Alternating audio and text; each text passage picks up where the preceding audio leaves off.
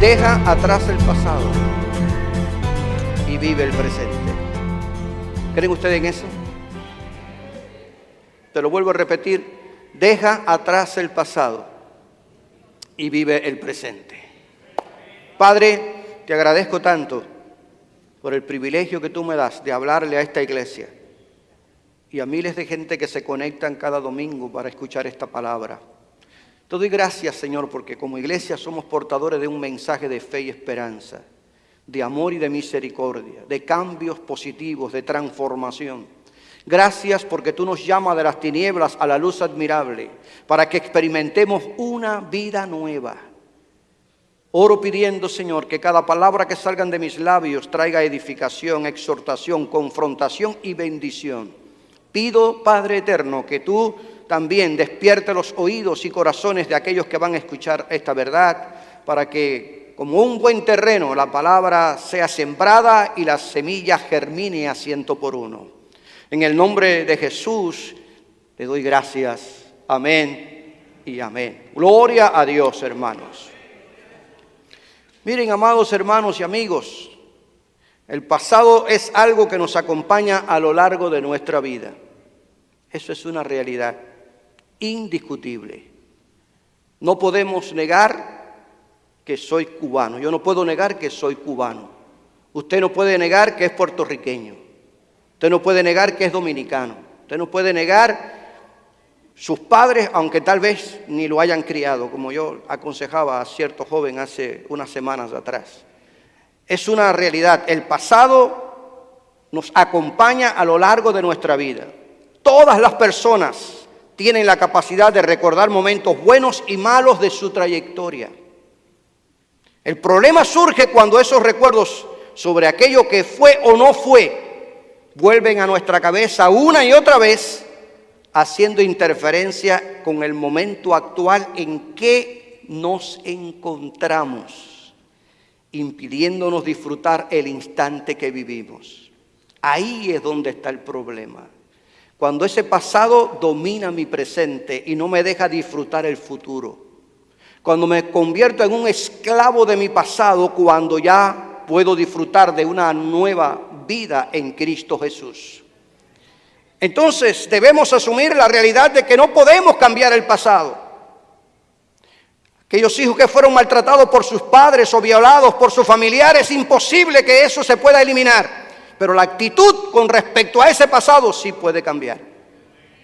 Aquellos que pasamos por crisis en el orden económico, financiero, o que tuvimos realmente experiencias negativas, eso no lo podemos cambiar, pero sí cambiamos la forma en cómo lo miramos y no permitimos que nos domine lo que hoy podemos nosotros disfrutar en Cristo Jesús.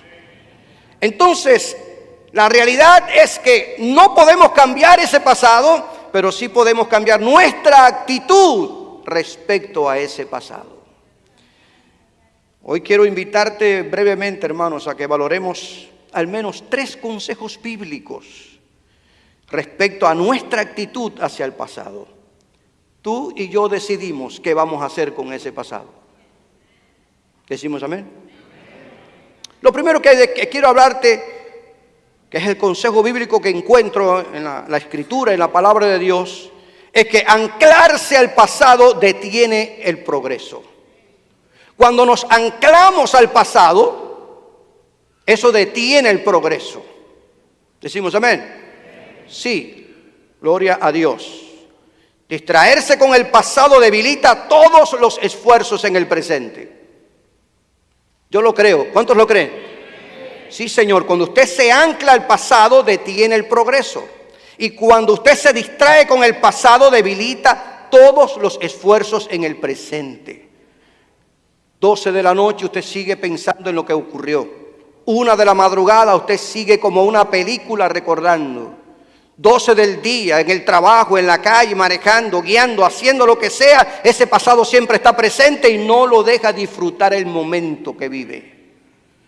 El pueblo de Israel se quejó en el desierto. Después de haber salido de 400 años de esclavitud en Egipto, ellos salen guiados por Moisés. Y estando allí en el desierto, se quejaron y le dijeron a Moisés y a Aarón, que eran los líderes espirituales y guía de la nación, que hubieran preferido morir en Egipto como esclavos antes que morir de hambre en el desierto. Anhelaban la esclavitud antes que la libertad, porque no tenían qué comer. Porque en los momentos de crisis, cualquiera sea, muchas veces anhelamos el pasado sin estar dispuestos a enfrentar las batallas del presente. Y no nos esforzamos. Y esto le pasó a este pueblo. Dice la Biblia que todo el pueblo murmuró contra Moisés y contra Aarón y les dijeron: mejor nos hubiéramos muerto en la tierra de Egipto, a manos del Señor.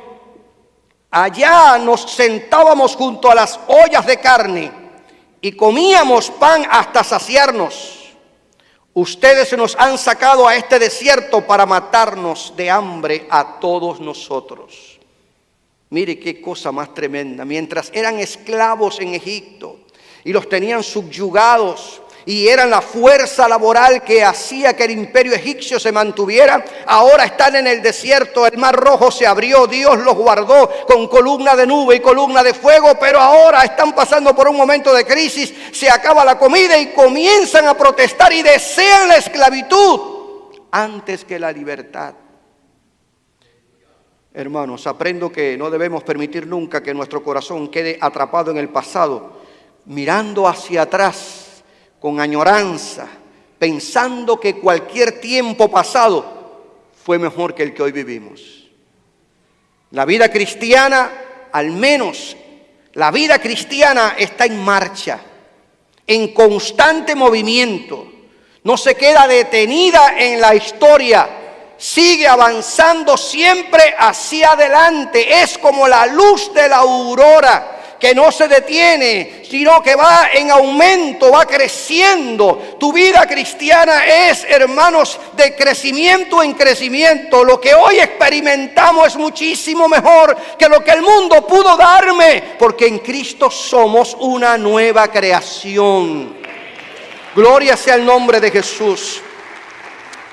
La Biblia también significa la historia de una mujer llamada, ni su nombre lo sabemos. Se conoce como la mujer de Lot. Y esta historia está en la Escritura para enseñarnos que cuando nos aferramos a las comodidades y afectos de la vida pasada, corremos el riesgo de no disfrutar lo que Dios tiene preparado para nosotros en el presente y en el futuro.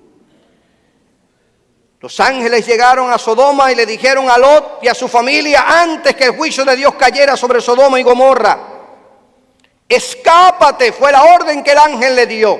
Escápate, no mires hacia atrás, ni te detengas en ninguna parte del valle. Huye hacia las montañas, no sea que perezcas.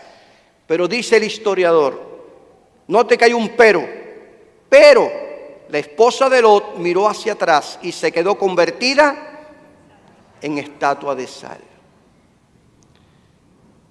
Qué pena que teniendo la posibilidad de disfrutar un futuro mejor, su corazón estaba atrapado con lo que había logrado y alcanzado en esa ciudad corrupta de Sodoma. Y el diablo es muy astuto, hermanos.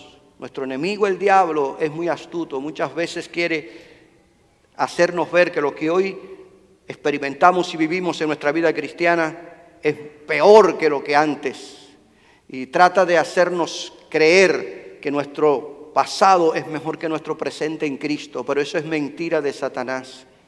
Nosotros tenemos que entender que nuestra vida en Cristo es superior a la vida que el mundo nos pudo haber ofrecido. Y tener cuidado, hermanos, porque todas las cosas materiales aquí se quedan. Nosotros no solo recibimos una vida nueva en Cristo, sino además tenemos esperanza de vida eterna en las moradas donde Él fue a preparar para todos aquellos que le son fieles. Me gusta el comentario que hace el comentarista bíblico MacDonald. Él dice que aunque la mujer de Lot fue sacada casi a la fuerza de Sodoma, su corazón permaneció en la ciudad. Y es cierto cuando nosotros leemos la historia y vemos que ella se volvió para mirar atrás. La orden fue clara y pertinente: no mires atrás. sino mira por fe lo que Dios tiene para darte. Me encanta la manera en cómo Pedro establece su experiencia con Dios. Dios nos sacó de las tinieblas a su luz admirable. Entonces, si estás en la luz de Cristo, ¿por qué tienes que mirar las tinieblas con añoranza y deseo? Nos sacó de las tinieblas a su luz admirable y nos ha hecho reyes y sacerdotes, nos ha constituido en sus embajadores. Somos representantes del reino de Cristo.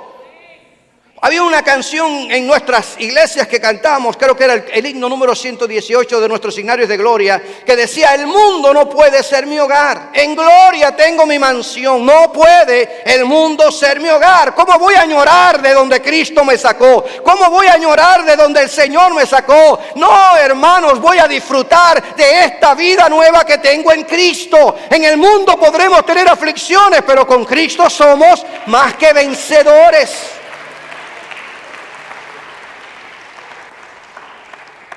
Lo que pasa que muchas veces pensamos, y hoy creo que se enseñaba en la escuela bíblica, pensamos que no tenemos, cuando nos convertimos al Evangelio ya no va a haber más problemas, ya la gente no va a pasar más ningún tipo de situación, ya la gente no se va a enfermar, la gente no va a morir, todo. No, hermanos, mientras estemos en esta carne, mientras estemos con esta naturaleza, el Señor fue claro: podréis tener aflicciones, pero confiad, yo he vencido al mundo, dice el Señor. Ahora, ¿cuál era la situación de la mujer de Lot? Y me gusta el comentario que hace MacDonald. Él dice que ella estaba fuera de Sodoma, pero Sodoma no estaba fuera de ella. ¿Cierto o no? Y este mismo pensamiento lo puedo aplicar a los israelitas que en el desierto deseaban las ollas de carne de Egipto y no la libertad que el Señor estaba ofreciendo en el desierto. Estaban fuera de Egipto, pero Egipto estaba en su corazón. Y eso es imposible. No hay compatibilidad, hermanos. Es importante que nosotros entendamos que no solamente el Señor nos llama a salir del mundo, sino también que el mundo salga de nosotros. Y creo que esa experiencia es vital. Ahora, en contraste a estas dos historias y otras que tal vez pudiéramos encontrar y que tal vez usted pueda conocer, en contraste con estas dos historias del Antiguo Testamento, encuentro en el Nuevo Testamento al apóstol Pablo. El apóstol Pablo no cedió ante el mal, a pesar del antagonismo, la calamidad y las privaciones que enfrentó y las confrontaciones que tuvo que librar. Este hombre no cedió ante el mal. Y en cada fase de su ministerio estuvo dispuesto a servir a Cristo. Amén. Gloria al Señor. Por eso, desde una cárcel romana, él escribe su carta a los filipenses y les dice: una cosa hago, olvidando ciertamente lo que queda atrás y extendiéndome a lo que está delante, prosigo a la meta, al premio del supremo llamamiento de Dios en Cristo Jesús. Aunque no podía borrar el pasado de su memoria, porque es una realidad, se negaba a permitir que ese pasado impidiera su progreso hacia la meta. La actitud que asumimos al pasado, él no podía borrar su pasado, no lo podía. Él no podía borrar de que fue un perseguidor de la iglesia. Él no podía borrar el hecho de que cuidó la ropa de Esteban cuando era apedreado como cristiano. Él no podía borrar de la historia de su vida el que tenía cartas del Sanedrín para ir y perseguir a los cristianos en Damasco. Pero él dice: una cosa hago, me olvido de todo eso porque ya Jesús me perdonó, ya en Cristo he sido perdonado y ahora me propongo seguir adelante en esta nueva vida que el Señor me ha dado. Olvidando lo que queda atrás. Él se avergonzaba por haber sido un enemigo de la iglesia cristiana hasta el punto de capturar y perseguir a los cristianos, pero que él sabía que Dios le había perdonado. Y además, él también procuraba olvidarse de los éxitos alcanzados de su ministerio apostólico a los gentiles. Este hombre había plantado más de 12 iglesias. Había sido un hombre prominente, misionero, había formado pastores, evangelistas, había hecho, hermanos, una labor extraordinaria, y además de eso también había sido perseguido por la causa del evangelio, porque como un fariseo prominente, los de su propia secta no entendían que ese hombre se hubiera convertido al evangelio y por lo tanto lo perseguían. Pero dice: yo me olvido de todo eso, de mis pecado pasado y de todos mis éxitos, y sigo adelante a alcanzar la meta del supremo llamamiento. Gloria al Señor. La experiencia de este hombre, al menos a mí, me enseña que cuando Dios perdona, perdona. En ninguna carta de Pablo usted lo oye lamentándose ni quejándose. Él da por sentado que todo su pasado Cristo lo perdonó. Me encanta su carta a los romanos en la dinámica que él presenta el nuevo nacimiento y el perdón que en Cristo alcanzamos, la nueva vida que alcanzamos en el Señor. Me gusta cómo cuando leo sus cartas, hermanos, reconoce que ya es una nueva criatura y que por la gracia de Dios hace lo que hace. Y aprendo, hermanos, que mi pasado no puede dominarme. El perdón de Dios incluye el no acordarse más del pecado y el sepultarlo en lo profundo de la mar. Por favor, no seamos víctimas de algo que Dios perdonó, perdonó. Lo que Dios perdonó, perdonó. Disfrutemos del perdón de Dios y aprendamos a perdonarnos a nosotros mismos, porque en Cristo somos ya perdonados. Hay quien es víctima totalmente de su pasado y se está acordando: y hoy yo estoy sufriendo esto porque el problema es que yo hice aquello. Pero hombre, si Dios te perdonó. ¿O tú piensas que Dios es como nosotros, que lleva un registro de todo? Dice la Biblia que ya lo echó al profundo del mar y no se acuerda más de ello.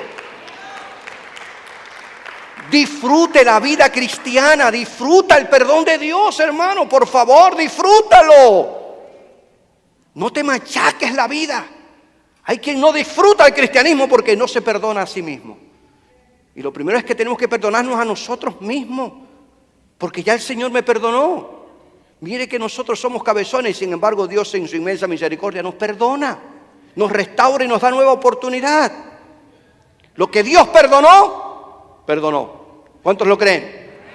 No es solo para que lo creamos, es para que lo vivamos. Para que lo vivamos. Pablo sabía que lo que había hecho incorrectamente, Dios lo había perdonado. Ahora disfruta la gracia de Dios.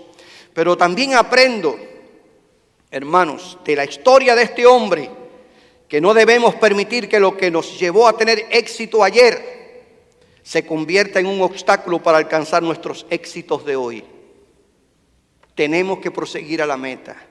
No podemos dormirnos en los laureles. Note, hermanos, olvidando lo que queda atrás. ¿Qué queda atrás? Mi pasado que ya Cristo perdonó. ¿Qué queda atrás? Mis éxitos. Porque todavía hay terreno que correr. En una pista, en una competencia de campo y pista, el atleta no mira lo que ya recorrió. Tiene su mirada puesta en lo que falta por recorrer. Amén. Y nosotros en esta pista del cristianismo no podemos estar mirando y dormido allá lo que yo hice, lo que fui, lo que logré, lo que alcancé y qué estás haciendo para llegar a la meta. O te tiraste a dormir, o ya no tienes más nada que hacer y estás viviendo de tu pasado y el presente y el futuro. ¿Qué? Dios siempre tiene algo nuevo para nuestras vidas. Dios siempre tiene algo nuevo para tu familia, para la iglesia, el ministerio, lo que haces. Dios es un Dios que nos reta a correr la carrera completa. Pablo decía, yo me extiendo hacia adelante, ya me olvido del pasado. Lo que hice en Filipo, lo que hice allá en Corinto, lo que hice allá en Tesalónica, todo eso que yo he hecho y toda esa iglesia que yo he hecho, eso es bueno, pero no me quedo detenido, estoy preso, estoy en una cárcel, pero le escribo a esas iglesias y les mando palabras de ánimo porque aún creo que Dios tiene muchas cosas que hacer conmigo hasta que me llame a su presencia o me venga a buscar. Pero hay quien se duerme en los laureles y vive de lo que hizo y de lo que haya. Hello, despierta la realidad que estás haciendo.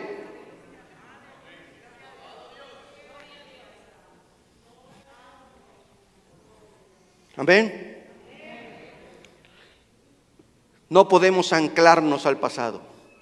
El que se ancla al pasado no disfruta el presente. Segundo, el pasado de gloria fortalece nuestra fe. El pasado de gloria fortalece nuestra fe.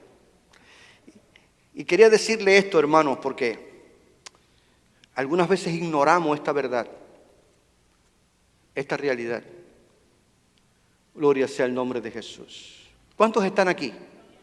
¿Cuántos están aquí y no están en su teléfono? A ver, ¿cuántos están aquí y no están en su teléfono? Amén, qué bueno. Me alegra eso. Porque yo no me pasé tantas horas preparando esto para que usted venga de su teléfono ahora. Yo espero que usted me respete. ¿Hello? El pasado de gloria fortalece nuestra fe. El pasado de gloria fortalece nuestra fe.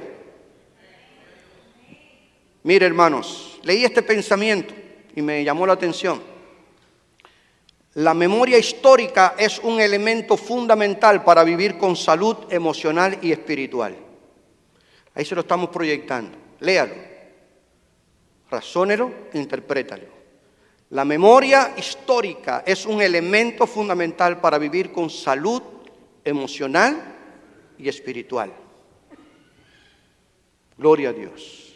Así como yo el pasado no lo puedo borrar, muchas cosas que experimenté en Cristo en el pasado me sirven para vivir nuevas experiencias en el presente. Y experiencias del pasado me capacitan para enfrentar retos del presente. Ahí usted tiene como ejemplo a David, ese hombre, rey de Israel, que en unos 17, 18 años fue ungido como rey de Israel y a esa edad defendía las ovejas de su padre, del oso y del león.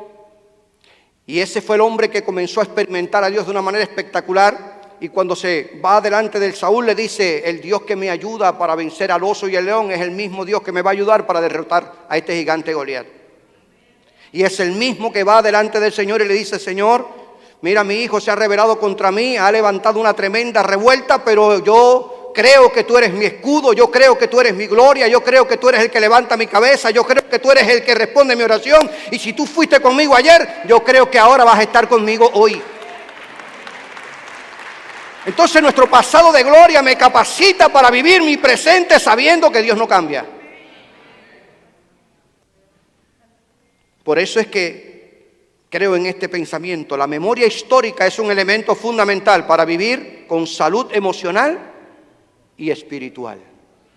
El salmista Asaf recuerda la necesidad de contarle a las generaciones las obras poderosas que hizo Dios en el pasado con su pueblo. Desafortunadamente, hermanos, tristemente tengo que decirlo, algunas veces se ignora lo que Dios ha hecho con nosotros a través de la historia.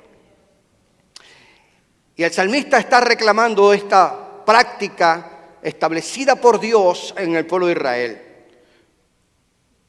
Y no solo Él quiere que contemos a nuestras generaciones nuevas lo que Dios ha hecho en el pasado, no solo para identificar los errores de los antepasados y evitarlos en el presente, sino también para confirmar la fe de la nueva generación de creyentes. Como dice el apóstol Pedro y también el apóstol Pablo, estas cosas las encontramos en las Escrituras y son un ejemplo para que nosotros no las repitamos. Amén. Son un ejemplo para que no caigamos en los mismos errores, pero al mismo tiempo son un mensaje que fortalece nuestra fe. Decía el salmista Asaf en el Salmo 78, para que lo sepa la generación venidera y los hijos que nacerán y los que se levantarán lo cuenten a sus hijos, a fin de que pongan en Dios su confianza, oiga usted, y no se olviden de las obras de Dios, que guarden sus mandamientos. La nueva generación de cristianos tiene que saber que el Dios en el que nosotros creemos y predicamos hoy ha sido un Dios que ha manifestado su poder a través de la historia, que nunca ha dejado a su iglesia en vergüenza, que siempre se ha manifestado desde la eternidad y hasta la eternidad, que no cambia. Y esta nueva generación tiene que saber lo que Dios ha hecho con nosotros en el pasado, que en medio de crisis, en medio de persecuciones, en medio de batallas y luchas, Dios ha sido con nosotros, y si estuvo ayer, también va a estar hoy. Y es su preocupación. Asaf dice, esta nueva generación tiene que saber que nosotros no somos unos fanáticos, somos verdaderos creyentes en un Dios vivo y de poder que no deja en vergüenza a los que creen en Él. Esta gente tiene que conocer eso. Y no vivir del cuento, ni vivir del Instagram, ni vivir del Facebook, ni vivir del YouTube, ni vivir de la tecnología. Tienen que saber que hay que tener una experiencia con Dios. Que no es un cultico de 2 horas, que no es la danza y el brinco, es un nuevo nacimiento.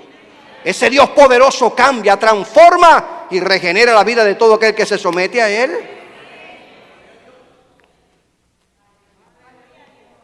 Y usted lee la Biblia y la Biblia está llena de consejos con este sentido. Me ministró Éxodo capítulo 10, versículo 2, cuando en Egipto Dios le dice a Moisés, estas plagas que yo estoy enviando a Egipto, yo quiero que que el pueblo se lo diga a sus hijos y a sus nietos, para que ellos sepan la mano poderosa del Dios que los sacó de esa esclavitud. La gente tiene que saberlo, hermanos. Nuestros hijos tienen que saberlo, nuestros nietos, nuestros bisnietos. Después, posteriormente, vemos en el discurso que da Moisés al pueblo en Deuteronomio capítulo 11, y dice, por favor, estas palabras, repítelas a tus hijos, repítelas a tus nietos, repítelas a tu bisnieto en cualquier hora. La gente tiene que saber el Dios poderoso que ha libertado a este pueblo. No podemos vivir del cuentico, hermanos.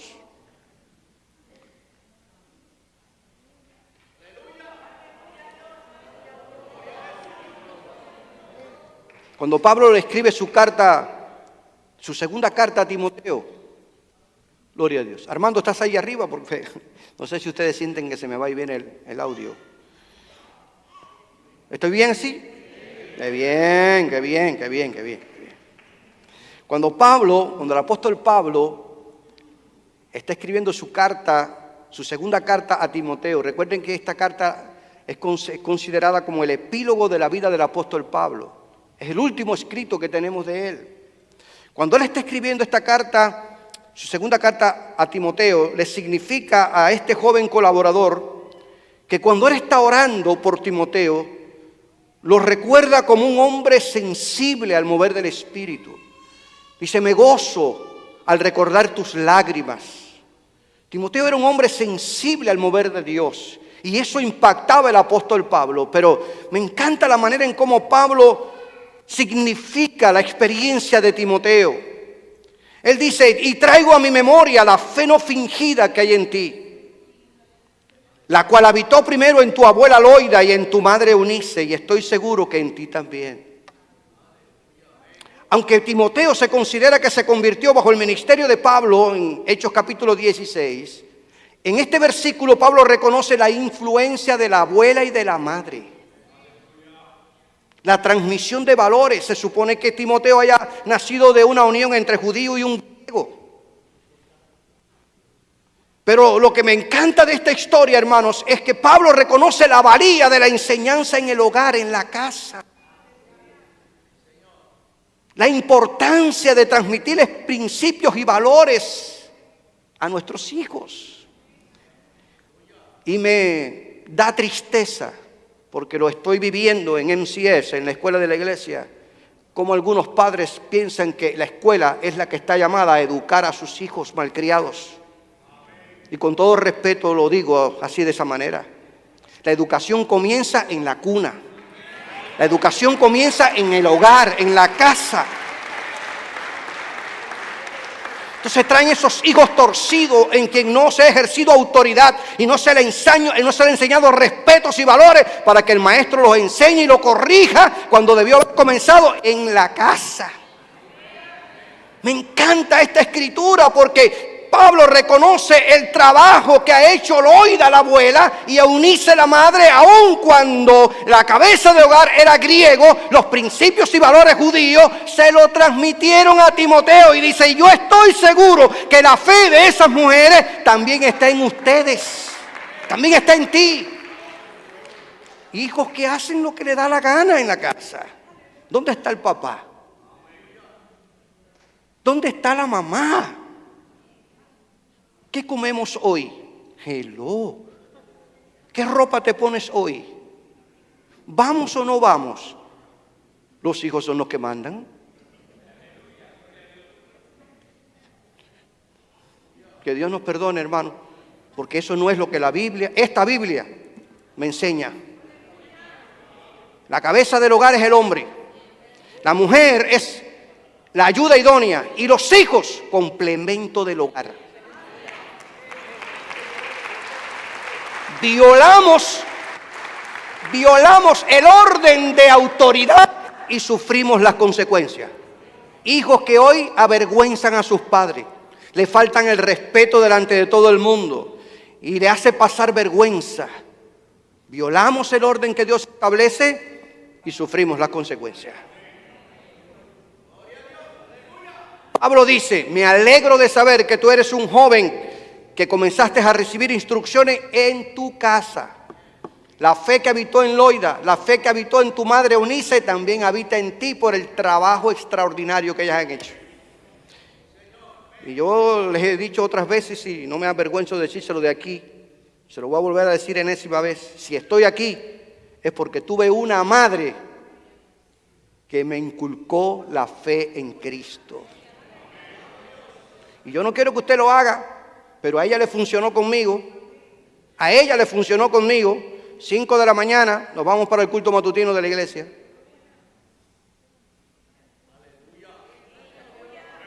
A ella le funcionó que yo estoy aquí predicándole a ustedes la palabra. Usted hace lo que usted quiera. Yo lo que creo, hermanos, que es una gran verdad de que el resultado positivo que nosotros encontramos de un hogar influenciado por el conocimiento de la palabra es altamente positivo. Siempre será una bendición cuando en el hogar nos ocupamos de enseñar a nuestros hijos a amar a Dios y a su palabra. Y cuando transmitimos principios y valores cristianos. Y quiero insistir en esta verdad, sinceramente.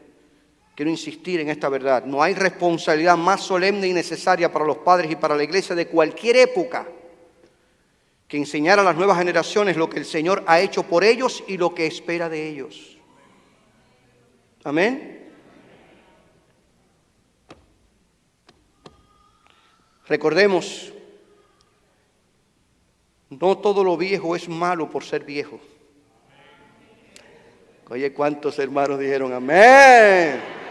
No todo lo viejo es malo por ser viejo, ni todo lo nuevo es bueno por ser nuevo. ¿Estamos de acuerdo?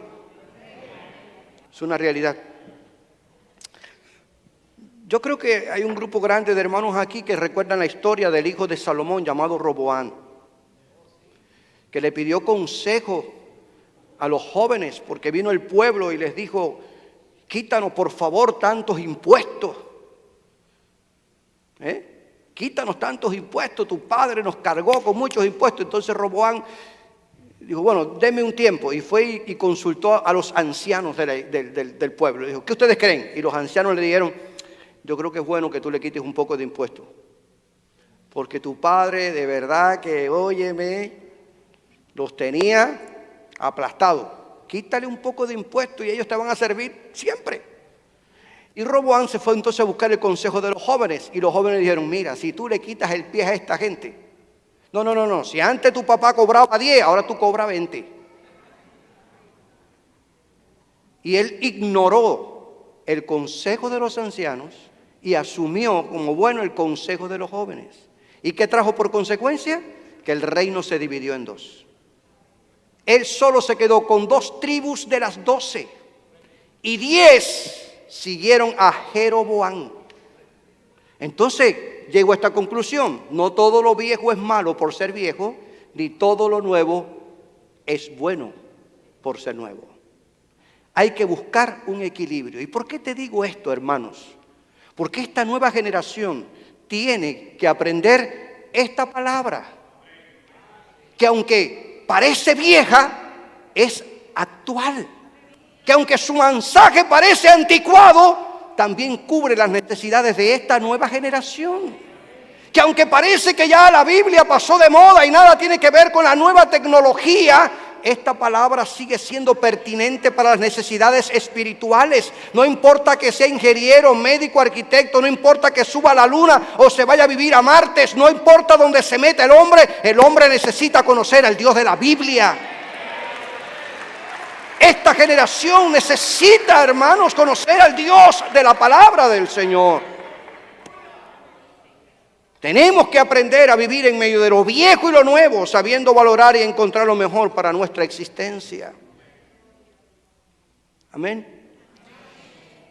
El sabio consejo que Moisés da para mantener a las nuevas generaciones conociendo la palabra del Señor tiene tanta vigencia hoy como cuando Él se lo dio a su pueblo. En Deuteronomio capítulo 11, y hacía referencia de esto hace unos minutos atrás, Deuteronomio capítulo 11, versículo 19, les leo esto en la Nueva Traducción Viviente de la Palabra del Señor. Enséñalas a tus hijos. ¿Qué cosa? La palabra.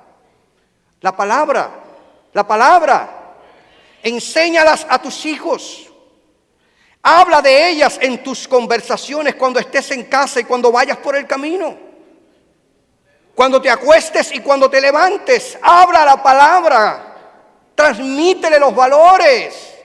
No esperes que llegue a la escuela dominical para aprenderse la historia de David y Goliat. No esperes que venga a la escuela dominical una vez por semana el domingo para que se aprenda la historia de Elías, ni tampoco de Sansón, ni tampoco de Zaqueo. Enséñale la palabra en la casa, háblales de la Biblia. Por favor, enséñale a la nueva generación la palabra de Dios y le vas a librar de muchos sinsabores en la historia de su vida.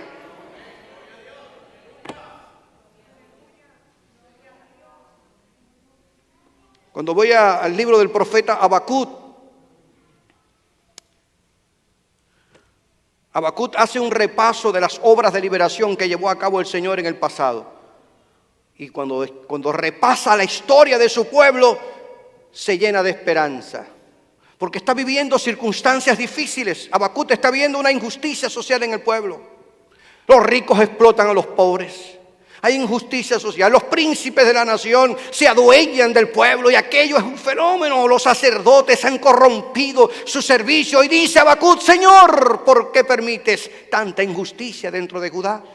Y entonces el Señor le responde, le dice: voy a mandar a los caldeos para juzgarlos. Y a Habacuc se le trafuca la cabeza y dice: pero ¿cómo vas a usar a gente más impía? Dice: no te ocupes, como quiera que sea, la justicia mía va a caer sobre ellos. Y recuerda, el justo por la fe vivirá.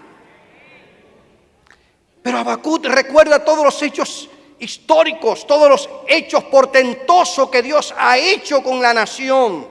Y eso lo llena de esperanza, porque él cree que lo que el Señor hizo en el pasado lo puede hacer otra vez. Es la razón por la que le suplica a Dios que intervenga a favor del pueblo como lo hizo en el pasado. Y ahí usted tiene esa oración preciosa, poderosa, maravillosa de Habacuc capítulo 3. Cuando en su clamor él dice: Dios mío, yo sé bien todo lo que has hecho y por eso tiemblo en tu presencia.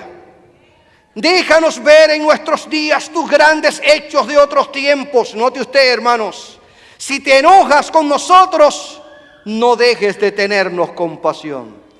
La versión del 60 dice: en tu ira, acuérdate de tu misericordia. Pero note, hermanos, note el pasaje. Dios mío, yo sé bien todo lo que has hecho y por eso tiemblo en tu presencia. ¿Cómo supo Habacuc de la historia de su pueblo? No lo sabemos. Si sus familiares se encargaron de transmitirle toda la historia de su pueblo, lo cierto es que él la conocía y dice: yo quiero que así como tú te manifestaste en el pasado, ahora también te manifiestes. Glorifica tu nombre, y si te enojas con este pueblo, ten misericordia de este pueblo. Por eso digo que los hechos gloriosos del pasado nos hacen experimentar nuevas cosas en el presente. Él anhelaba que el poderoso Dios que se había manifestado con su pueblo anteriormente lo haga ahora también. Eso hizo Elías en el Monte Carmelo. Oh Dios de Isaías, Dios de Abraham, Dios de Isaac, Dios de Israel. Apeló al Dios de sus apeló al Dios de los pactos, al Dios de sus antepasados. Tú que te glorificaste en aquel tiempo, demuestra a esta gente idólatra que tú sigues siendo Dios en Israel. Fue lo que hizo el rey Josafat ante la alianza tripartita que llegó para arruinar y destruir su nación. Apeló a ese pacto del pasado. Dios mío, tú que te glorificaste, tú que libertaste a este pueblo de la esclavitud de Egipto, tú que nos trajiste hasta esta tierra, demuéstrale a esta gente que tú eres el Dios de Israel y que tú eres el Dios de los pactos. No sé si esa debería de ser tu oración y la mía. Al ver, hermanos, que los valores y principios se van deteriorando, al ver el humanismo filtrado dentro de las iglesias, al ver tanta carnalidad, yo no sé si deberíamos de doblar nuestras rodillas y decirle: por favor, Señor, manifiesta tu poder como lo hacías antes. Sigue llenando con tu Espíritu Santo como llenabas antes. Aviva dones, talentos y ministerio como lo hacías. Señor, que esta iglesia no se duerma, que esta iglesia, Señor, no se duerma en los laureles por los logros alcanzados, sino que mire a la meta reclamando el poder y la gloria de Dios en el presente. Que esta generación experimente ese poder que sana, ese poder que liberta, ese poder que renueva, ese poder que bautiza con dones, ese poder que trae nueva vida. Señor, glorifícate y hazle ver a este mundo que la iglesia está viva. Y que Dios no ha cambiado, Dios sigue siendo el mismo. Aviva tu palabra en medio de los tiempos. Desafortunadamente hay quien alegóricamente interpreta este pasaje de Habacuc como que está hablando de avivamiento. Y no está hablando de avivamiento, está pidiendo que la palabra de Dios se avive. Que Dios siga mostrando su poder y gloria en el presente como lo hizo en el pasado. Alabado Dios. Y tercero, hermanos, porque uno se va inspirando, y yo sé que ustedes tienen hambre. Quiero terminar con este punto. Les hablé que si nos anclamos al pasado, no progresamos. El pasado de gloria alimenta nuestra fe en el presente. Quiero decirte un tercer punto. El Dios del pasado está en el presente. Dios no cambia. ¿Cuántos lo creen? Yo sé que ustedes han leído este pasaje de la Biblia. Yo sé que ustedes han leído Hebreos capítulo 13, versículo 8. Sí, cómo no, ustedes lo han leído. Hebreos 13, 8. El escritor de los Hebreos inserta en su apología acerca de la suficiencia y superioridad de Jesucristo esta verdad incuestionable. Jesucristo es el mismo ayer y hoy y por los siglos. Hebreos 13, 8. Si tal vez usted conocía el texto y no sabía dónde se encontraba, Hebreos 13, 8. Jesucristo es el mismo ayer y hoy y por los siglos. ¿Cuántos dan una alabanza de palma a este Cristo que no cambia?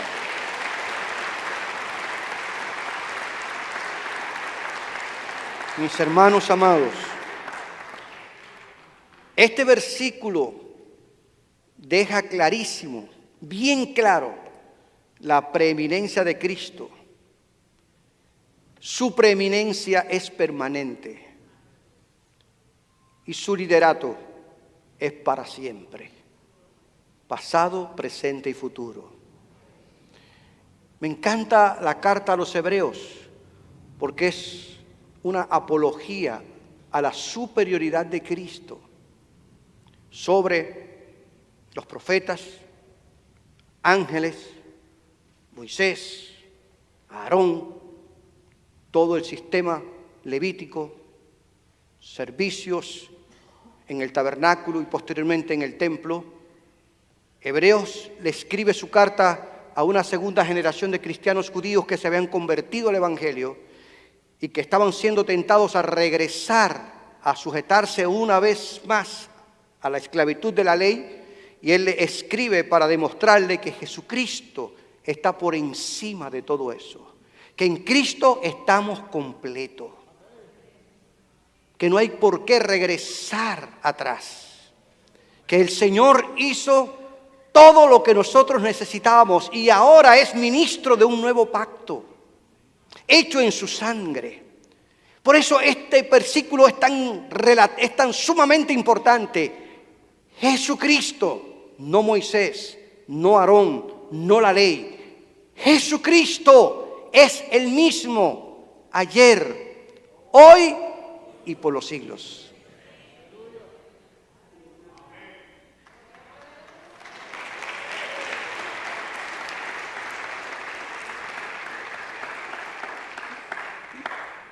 Cuando el escritor de los Hebreos declara esta gran verdad, Jesucristo es el mismo ayer, nos habla de pasado. Significa que la obra salvadora de Cristo muriendo por los pecadores, muriendo por todos los pecadores, solo una sola vez y para siempre, es más que suficiente. ¿Lo creen ustedes? Sí. No es Cristo, y esto lo he dicho muchas veces desde aquí, no es Cristo más tus ofrendas o diezmos. No es Cristo más tu saya al tobillo. No es Cristo más. Cristo es más que suficiente para salvar y perdonar nuestros pecados. Su obra es única e insuperable. Por eso dice, Jesucristo es el mismo ayer, el Cristo que murió en la cruz, que resucitó, que se sentó a la diestra del Padre. Su obra sigue siendo tan efectiva cuando lo hizo en sus días en Palestina. Es el mismo ayer. Esa obra sacrificial tiene tanto valor para los cristianos del primer siglo como para los cristianos del siglo XXI y los que se convertirán a Cristo antes de que Él venga a buscar su iglesia. Es el mismo ayer. Su obra salvadora, hermanos, es más que suficiente. ¿Cuántos creen esto? Sí, hermanos. Es el mismo hoy, presente. Su obra intercesora a la derecha del Padre por los creyentes nos absuelve de toda condenación.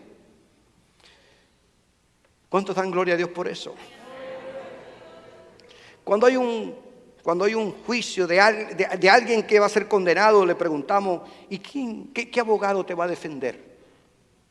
¿Qué abogado te va a defender? Cuando el caso parece difícil, ¿te buscaste un buen abogado? Y buscarse un buen abogado aquí en Estados Unidos implica mucha plata, mucho dinero. ¿Es cierto? Claro que sí, cuesta un fenómeno de billete. Pero mire, hermanos, me gozo saber que hoy ese Jesucristo que dice Hebreos, Jesucristo es el mismo ayer, hoy, ese Jesucristo hoy está sentado a la diestra del Padre y es nuestro abogado defensor.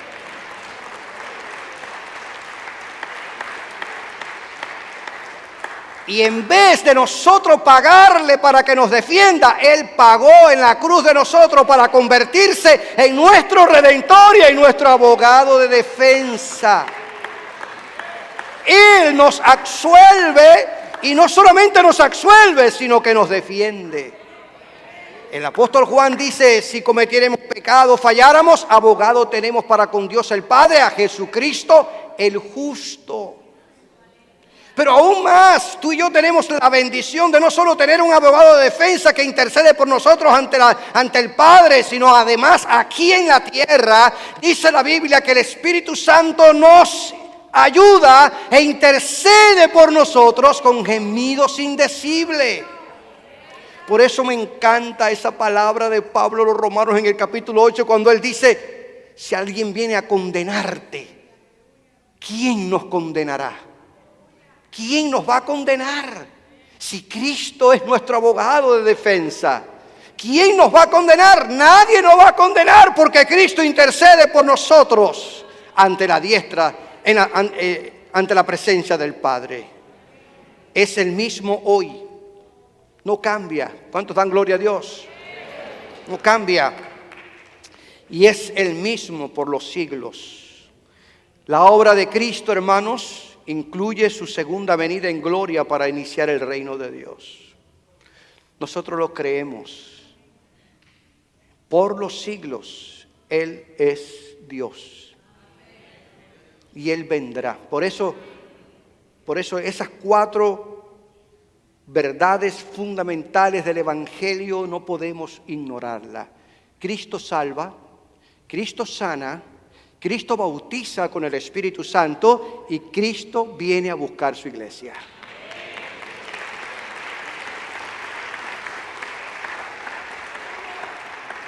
Y yo creo que en un mundo cambiante, en el que a lo bueno se le llama malo y a lo malo bueno, ¿es verdad? Podemos confiar en nuestro Señor Jesucristo que no cambia. Él no cambia. Los gobiernos cambian. Las leyes cambian. Las constituciones de las naciones cambian. Incluso la política de las Naciones Unidas cambia. Pero Cristo es el mismo. Aleluya. Debemos, por lo tanto, fijar nuestros ojos en Cristo, que Él es nuestro guía supremo. A diferencia de los líderes humanos, el Señor nunca cambiará. Cristo ha sido y será el mismo por siempre. Y por eso es que la iglesia permanece. Ese remanente se mantiene porque Cristo es el mismo ayer, hoy y por los siglos.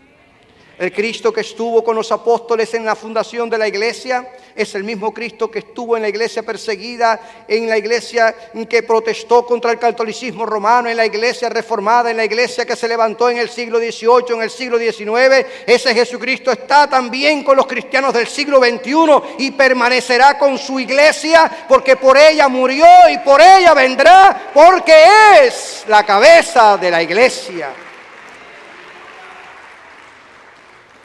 Y entonces yo me decía a mí, le decía a David Zamora, porque agarro muchas luchas a veces, pensando ahí metido en mi oficina, orando al Señor, yo me decía, entonces Zamora,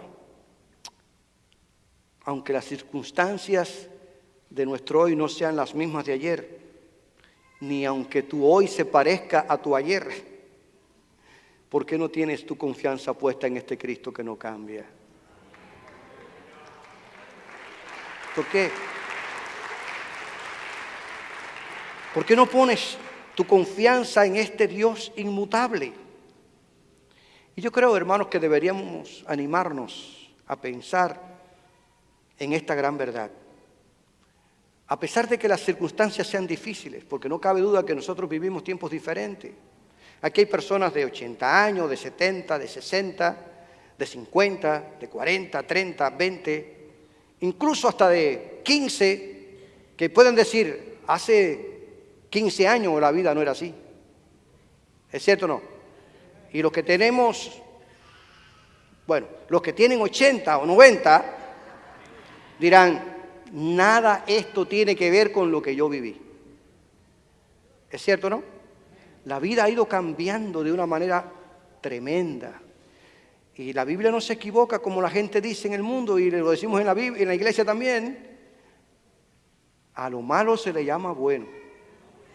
Y a lo bueno se le llama malo. Este mundo ha ido cambiando de mal en peor. Tristemente, porque tampoco la Biblia se equivoca. El que añade ciencia, añade dolor. Así lo dice la palabra del Señor. Pero mi palabra para ti en esta hora es que aunque nuestro hoy no sea igual que nuestro ayer, y aunque las circunstancias de nuestro hoy nada se parezca a nuestro ayer, sí hay una gran verdad, común denominador a todos, y es que Cristo sigue siendo el mismo. No cambia. Tu hoy no será igual a tu ayer, pero Dios sí es el mismo y sigue estando presente. Pablo dice en su carta a los romanos que cuanto abundó el pecado, sobreabundó la gracia. Dios no se ha retirado porque el pecado se ha multiplicado. Su gracia se ha hecho mayor. Gloria al Señor. Así que, hermanos, ten ánimo en lo que haces hoy para engrandecer el nombre de Cristo y llegar con su evangelio a toda criatura. Cuando yo observo la historia del pueblo de Israel, compruebo que el Dios que se manifestó bajo el liderazgo de Moisés en columnas de nube y de fuego, ese Dios que abrió el mar rojo, ese Dios que convirtió las aguas amargas de Mara en aguas potables para que el pueblo bebiera y saciara su sed, ese Dios que hacía descender maná del cielo cada mañana para alimentar a su pueblo en el desierto, es el mismo Dios todopoderoso que bajo el liderazgo de Josué abrió el río Jordán, derribó los muros de la ciudad de Jericó, derrotó a los cananitas y entregó la tierra prometida a los descendientes de Abraham, porque Él es un Dios de pactos y no cambia.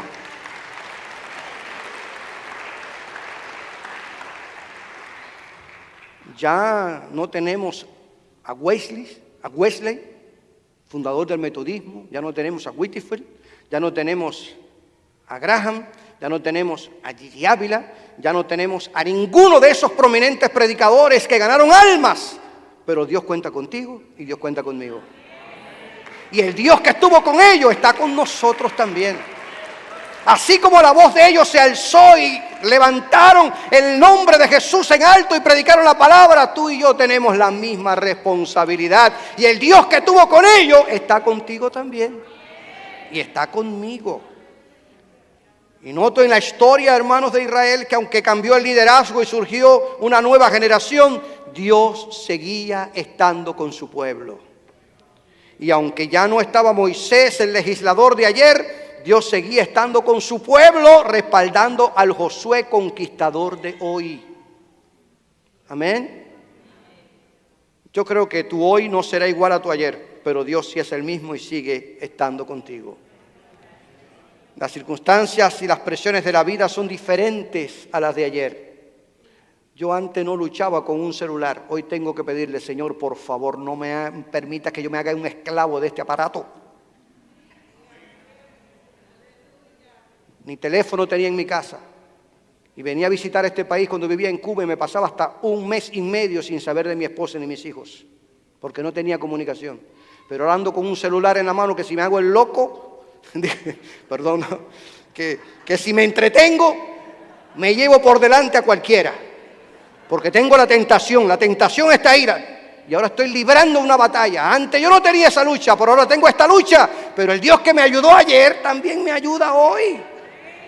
Dios no dejó de estar conmigo, ni ha dejado de estar conmigo porque ando con un celular en la mano que me da lucha para dominar el Facebook y dominar el YouTube, y quisiera triturarlo muchas veces, pero Dios sigue estando conmigo. Dios no ha cambiado. Dios es un Dios de amor, un Dios de misericordia, y su amor también se manifiesta. Lo que hizo Jesucristo por los creyentes en el pasado, lo sigue haciendo hoy con nosotros. Él es siempre el contemporáneo del creyente. Jesucristo es la fuente y el centro, es el objeto y el foco de nuestra fe. Amén. Iglesia, no tenemos que dar por sentado que los mejores momentos de la iglesia ya pasaron. No, hermanos, no es verdad. Tal vez no coincida con mi idea, pero no lo creo. Dios sigue levantando líderes en este tiempo. Jesucristo sigue siendo la cabeza de su iglesia. Él no ha perdido el control. Los planes y propósitos de Dios para su iglesia están activos y funcionando. Aunque el pecado se multiplique y Satanás se empeñe en detener, frenar o destruir la iglesia, el Señor seguirá respaldando su remanente fiel que está comprometido con Él y con su palabra.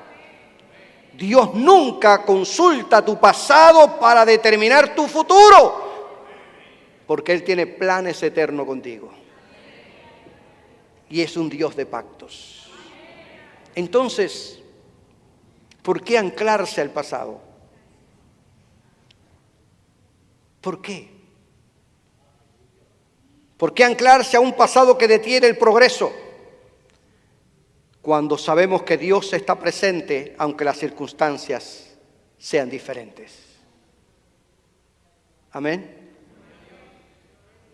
Yo creo, hermanos, con todo el corazón, que Dios nunca dejará de respaldar su obra. A Dios no le ha tomado por sorpresa lo que hoy se vive. A Dios no le ha tomado por sorpresa este incremento del humanismo. A Dios no le ha tomado por sorpresa la secularización de la iglesia. A Dios no le ha tomado por sorpresa nada de esto que hoy experimenta la humanidad. No, hermanos, Dios no se está enterando cuando tú oras. Dios no se entera cuando nosotros clamamos. Dios es un Dios omnisciente. Está presente en cualquier lugar.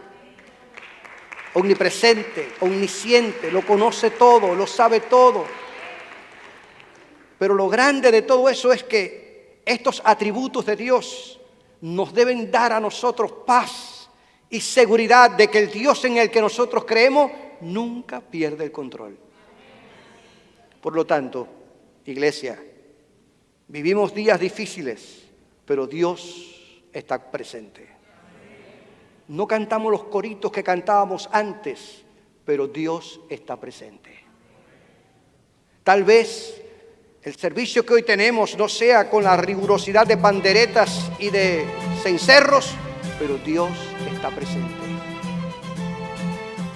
Dios sigue estando presente. Él es eternamente el Señor y dueño de su iglesia.